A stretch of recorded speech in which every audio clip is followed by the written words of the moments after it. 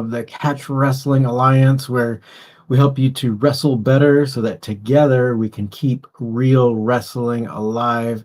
Thank you very much for listening or watching. Let's go through the announcements first. Happy Thanksgiving if you're watching this live and you're in the United States. It's a big holiday for us, and but I wanted to take time out to do something like to reach out, and we got to talk about this that just happened this past Sunday in Japan. So let's go ahead and just get through the announcements real quick, and then we'll get to the topic at hand. But so yeah, right now, of course, this week we're off at UCLA, but we'll be back on next week. But if you're in the Los Angeles area, of course, there's no class today, but you can also, so next week you can go train with us at Fight Science MMA. That's in Los Angeles in Mid City. So that's like a private gym. So you can always go train there. You don't have to join the gym to take the class. So totally fine to come in. Also, yeah, we always have, so if you can't come to LA, you can check out my buddy on the East Coast, John Strickland, or you could at American Hook Wrestling, or you can also go to our website, check out our online academy or our one-off classes. I think I got an idea of maybe doing another pressure pass, like one-off course, because we have pressure pass volume 1, 2, so might as well have 3, right? Because usually these things come in 3, or at least there's always like a trilogy, right? So so we might be working on something like that sooner than later. But anyway, there's one-off courses and stuff like that. But also, if you want to just support us, you can always support us through our YouTube channel. We have basically like different membership tiers, so you can totally support us there. You get extra videos, or you can just support us basically without getting access to video. We have basically different tiers, so you can check it out. All right, so we got that out of the way. So Aonishiki, so this made the news because Aonishiki just won the pro sumo tournament in Japan. He is the first Ukrainian. Basically, there's a lot of different reasons why this is significant, but we'll go over like the main reasons why, at least what they'll mention in the news. So he's a Ukrainian refugee. So it was the first time anybody from Ukraine won the tournament. But there's more, right? So and we kind of covered it earlier this year because he did an interview with the Sumo channel called Sumo Kaboom, and he talked about a little bit about his wrestling background. But let's go and go over a couple more kind of like basic things that you should know about this guy, because he seems pretty cool overall, and I've been enjoying his rise to final. He was, after this tournament, he was crowned Ozeki. So that means in sumo there's different ranks, and so when you see pro sumo, you're only seeing the top 5 ranks competing. There are lower ranks, and usually they're grouped into what's called judio, and so you don't see that well, you can see it, but you usually don't see that in these like highlights that you'll see floating around online. So the top division has the top 5 ranks. So basically the people who are winning the most. So if you're winning a lot, then you get bumped up from judo to the top division, makuuchi, and even within that top division, there's 5 divisions. So a long time ago, the highest division was called Ozeki, but now they've added a division on top of Ozeki called Yokozuna. So Aonishiki just got promoted to the division just under Yokozuna, and if he gets Yokozuna, he should. I think he would be a good one. Like he definitely would have earned it. I think there's some people that kind of rushed. Um, they rushed their like they rush to give him that title because usually they have a stricter criteria where you should win 2 tournaments in a row and basically just be dominating everyone, and then they give you Yokozuna. There have been some people where they kind of rushed that rank to them, and then they just like failed miserably, and some people retired really quickly because they just couldn't live up to that title. Um, but I believe that if Aonishiki was given that title, I mean, he's totally earned it because he does so well in competition. So um, he would be a legit Yokozuna if they gave him that rank. But he's just number 2 right now. Right. Um, and so let's go and get some a little bit more background on him. Right. So one of the things that's pretty interesting is that he actually, as a kid back in Ukraine, he wanted to compete in sumo wrestling. Right. So this was like the sport that he really enjoyed. So he was competing and he was training in it, competing in it. Right. So it says and the stuff I made some bullet points, and these you can find this information publicly. I got it from like different news sources, so like the Japan Times, even Al Jazeera, the Guardian, so from different countries, and compiled it here so that I can give you a few bullet points real quick. Um, so he's basically he's risen to the rank of Ozeki really quickly. So it says it's historically fast. He reached Ozeki in just 14 tournaments from his professional debut. This is the fastest rise since the current 6 tournament per year system was established in 1958, breaking the previous record held by former Ozeki Koto Shu. So um, and then another thing, he's only 21 years old. So they're saying that, say, along with the young Yokozuna Onosato and Yokozuna Hoshoryu, Aonishiki represents a new golden era of young, dynamic wrestlers dominating the sport, moving past the Hakuho era. So, for those of you who don't know who Hakuho is, he recently retired, but he's considered like the GOAT of sumo. So, if he was part of the tournament, chances are he was going to win it unless he got injured and had to pull out or had to withdraw from the tournament.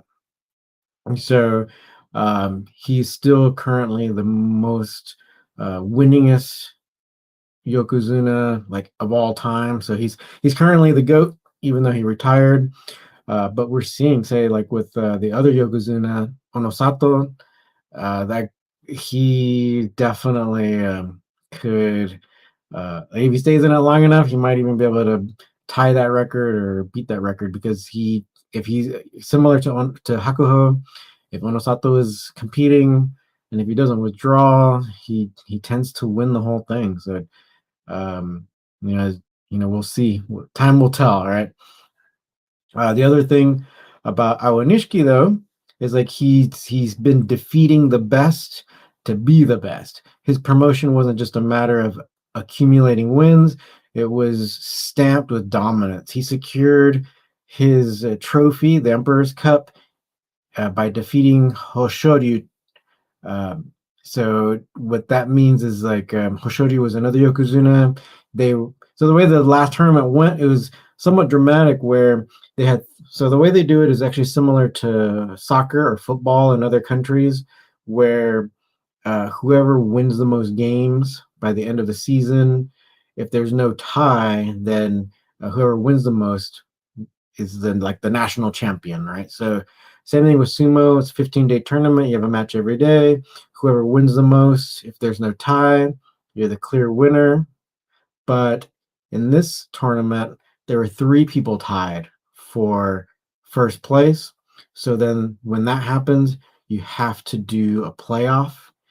Uh, Luckily for the other Yokozuna who was tied, Hoshoryu, he got lucky because the person who was tied, the other Yokozuna, Onosato, withdrew that day. So Hoshoryu kind of got a bye to the final, and he ultimately lost to Aonishiki in the final. And I probably should have prepared a video of that, but I mean, you can totally find it on NHK's YouTube channel. Uh, and it's kind of getting into the point. My main point is that that the final match, Aonishiki versus Hoshoryu. Hoshoryu has he's a Mongolian, and he has a book, or basically the Mongolian wrestling background. So that is somewhat, basically it's upright takedowns. So similar to judo, similar to the Chinese jacket wrestling. It's a similar rule set that you just have to get someone that you got to do takedowns, right? But Aonishiki spent a lot of time in his youth practicing freestyle and judo. And so the way the match went is ultimately Aonishiki kind of did a duck under and was able to get behind Hoshoryu, and he got him to take a knee, right? So he ended up making him go into referee's position in the center of the ring.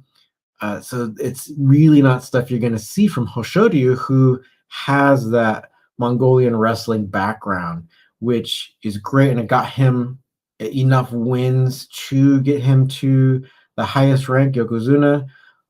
But Aonishiki is different because of that aspect. And so uh, let me go ahead and try to talk about that. And then actually, I will play a clip from that interview that he did earlier this year. Um, so let me see. Yeah, so he started in amateur sumo. Unlike many foreign wrestlers who transition purely from other sports, Aonishiki has been wrestling specifically in sumo since he was 7 years old. By age 17, he was already a national champion in Ukraine's amateur sumo circuit. Okay, and then the next point was that while sumo was his focus, he cross-trained extensively in freestyle wrestling and some judo in his youth. Right. So um, then like they kind of say that like that this helped give him a low center of gravity. That style is giving him some superior leg trip techniques, but that also allows him to topple much heavier opponents, because yeah, he isn't always the biggest guy. But I think they all try to, just like in the interview, I'll show you the clip. They always try to highlight or emphasize his judo background, but judo is not happening in these matches, right? A lot of people wish it was judo, but ultimately it's his freestyle background. So and in freestyle, you don't have to go knee over toe. I think a lot of people think that, but as we're seeing in the women's division, they're doing all kinds of takedowns, and Aonishiki is just an example. But let's hear Aonishiki talk about the wrestling background, and I believe these is my impression that the women interviewing him, uh, like they all believe that it's his judo background that's winning him these matches, but he kind of tells his own story. Check it out. Oh, the voice is me. So he's speaking in Japanese. So then I'll I read the translation for you. So if you're listening, and you're not seeing the video, if you're not seeing the subtitles, you'll hear a voice. It's me. You have a strong judo background. How do your judo skills help your sumo? I did judo a little bit when I was younger, but I did mostly wrestling. The wrestling techniques are coming in very handy. Hopefully in the sumo as well, but not really much of the judo. Interesting. Yeah, it's funny because I think they're totally expecting him to like go off about like the wonders of judo. But again, judo is an upright wrestling style where it's all about takedowns. Um, Even in the Olympic rules, you can't really be grabbing legs and stuff. So he's Aonishiki's doing a lot of things where he's setting up a lot of knee blocks or knee taps, takedowns, which would be illegal in judo. I think they're just trying to allow stuff like that because it's but either way, you're really not seeing it, and you would have to, even if judo were to reallow these types of takedowns where you can touch the other person's leg with your hand, it would take a while for it to get reintegrated into what people are doing because you'll I'm sure you'll have all these schools that are just, and I even see it at the local judo um, schools. We have judo club at UCLA, and like it's a lot of um, these gi takedowns, and it's still not the knee tap stuff. So Aonishiki's using a lot of these freestyle things, a lot of these catch wrestling takedowns. He can't really do, of course, like catch wrestling stuff, right? But like you could say with regards to some of the holds and stuff, obviously, because that's not the rules. But he's definitely using more of an amateur wrestling or free, in his case, freestyle wrestling background to win, to keep that center of gravity low, because like the for those of you who don't know, right, it's like one of the ways to negate these upright grappling styles like bulk or judo is to keep a low center of gravity, so keep a good stance so that they can't make you stand upright, because their game is where they don't realize it, but they both practitioners or both opponents have subconsciously agreed to be upright, right? And then whoever can get underneath the center of gravity of the other person fastest can win, right? You get the takedown, right? But with freestyle, that isn't so much of the case. You would have to really fight to pull someone up, right? From if they level change and then shot in for their double leg or whatever, you'd really have to fight to pull them up, right?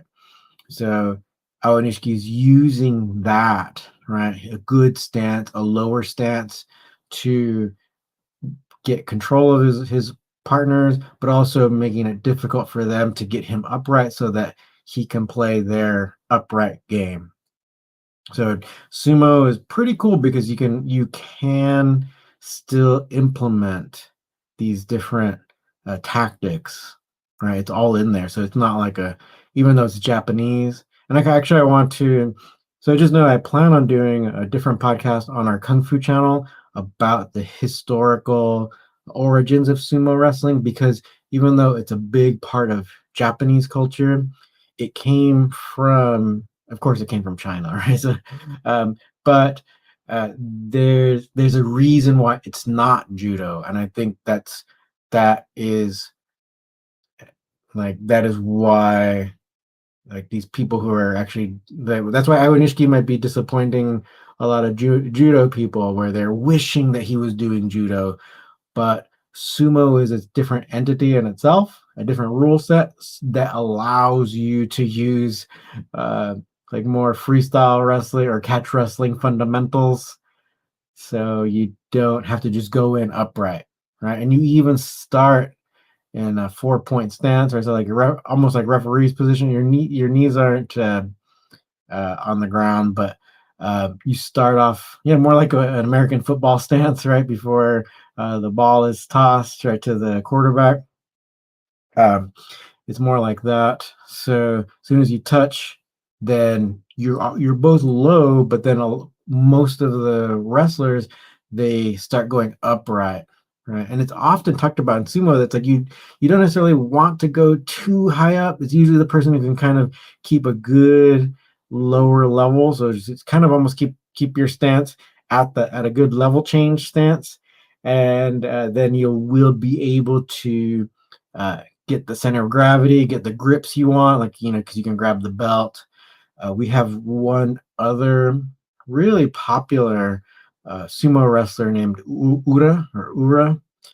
He tends to go, I think he tends to go a little bit too low, but often he's able to do somewhat similar things where he's able to get duck unders and stuff. And um, luckily, this tournament, he ended up getting a winning tournament. So usually, if you win like 8 and above, then that really helps your standing in the rankings.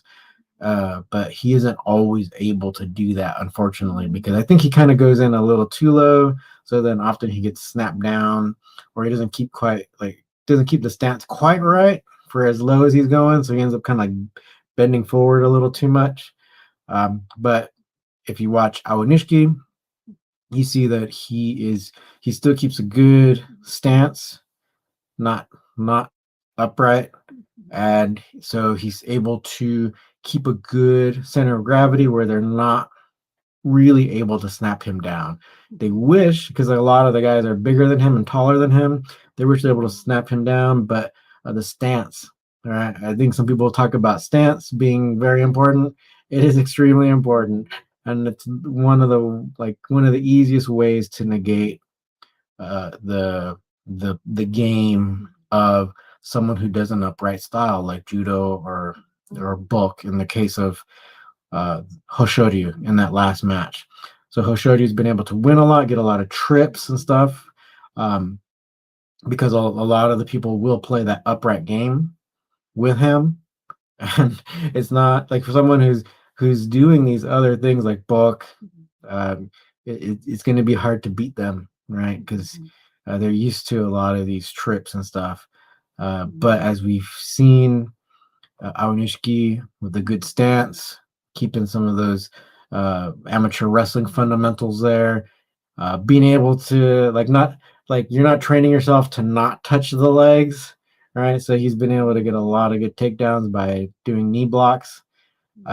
That's what's kind of keeping his mindset different from these people who came up doing these upright wrestling style or these upright grappling styles, upright takedown sports, right? So feel free to chat or comment.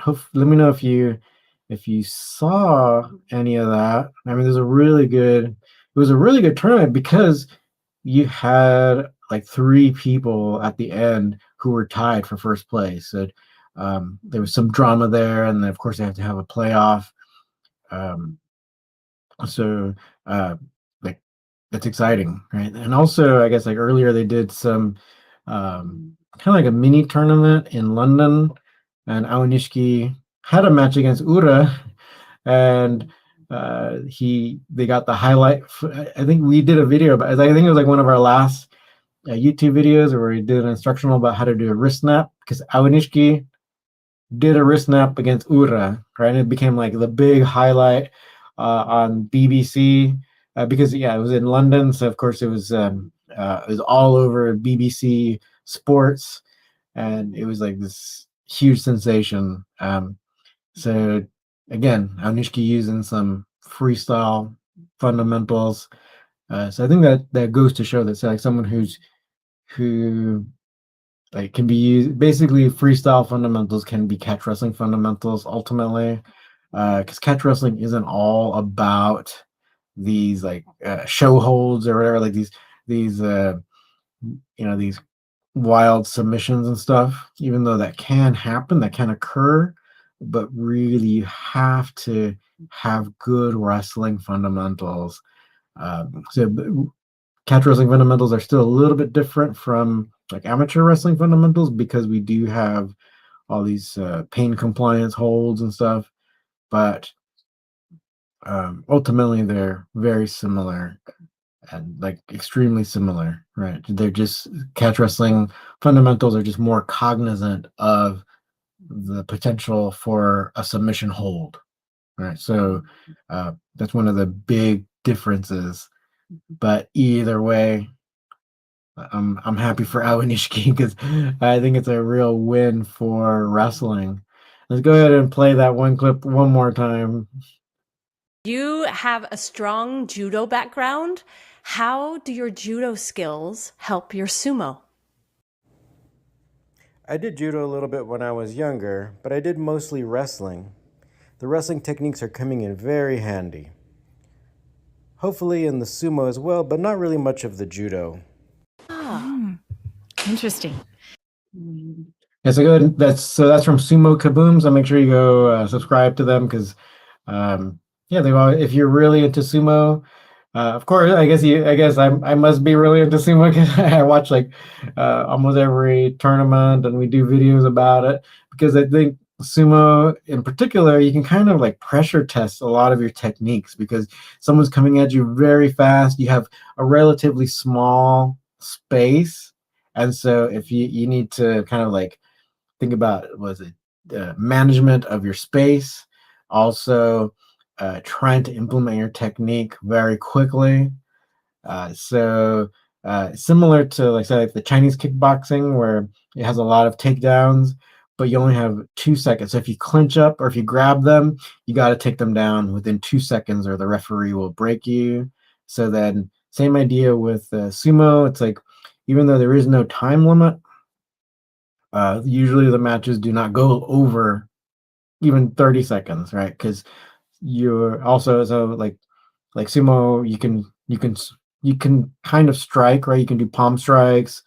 A lot of people will do like a forearm blast to your face, and every once in a while someone will get knocked out or whatever. But so it's like you have to do. Was it like a? You can think of it almost like the combat jujitsu where someone could be slapping you while you're trying to do your technique. Uh, ac- Basically, kind of the same idea, but you can win by getting the person out of the ring or getting them to touch the the platform, right? So I think it's a fun way to see or to pressure test your techniques. So yeah, so I think it's really great. I think we also had someone pointed out where there was another wrestler uh, that also got a knee tap this past tournament, and then his name was Takayasu. So in the post-match interview, they're asking him like, "Oh, we've never seen you do a knee block or a knee tap type takedown. Is like, did you just learn this?" Or and he's like, and then the response from Takayasu was like, "No, I've known this technique. It's just like, in a lot of our matches, it just like it doesn't present itself, right? I'm not in a situation to do it, but like I know this technique, and so." Um, it is like sumo in itself has basically a wider variety that you can employ, or like you can always add so many things to it, right? Because it's kind of a blank canvas, right? So you can try to do all these different techniques. It's kind of it's free for you to um, try these different things. You know, all kinds of snap downs, push outs, and we see someone like Ura doing like sit throughs, even though you can't you can only have the bottoms of your feet touching the platform, but he's still able to kind of like duck under and do these types of almost like a sit through kind of motion, but still on his feet. So it's pretty interesting. So go ahead and check it out. I like talking about it, and I thought Aonishiki gives us a good example about how far wrestling fundamentals can take you. So, with that being said, I think we can totally end it here. If you want to support us, you can do so on our YouTube channel, or you can take our one-off courses on our website, catchwrestlingalliance.com. Feel free to comment, let us know what you want us to talk about. But I think pretty soon, probably within the next day or so, I'll probably do a sumo history thing on our Kung Fu channel. So that's Kung Fu culture. So all one word, but culture is spelled with a K. So you can find us on YouTube, and we'll talk about the Chinese origins of sumo because nowadays, in the way you write wrestling in Chinese is different, right? But a few hundred years ago, the way they wrote wrestling is the same as the way Japanese people write sumo wrestling nowadays, right? So sumo has a long history in from like they just basically the Chinese introduced it to them, and the Japanese fell in love, and it quickly got integrated into their society. So we'll go in through some of the details on that probably within the next day or so. So check that out on our Kung Fu channel. I figured to put it on that one because it's like Chinese martial art based. So we'll go ahead and put that one there. All right. So thank you very much for watching or listening. We're here to help you wrestle better so that together we can keep real wrestling alive.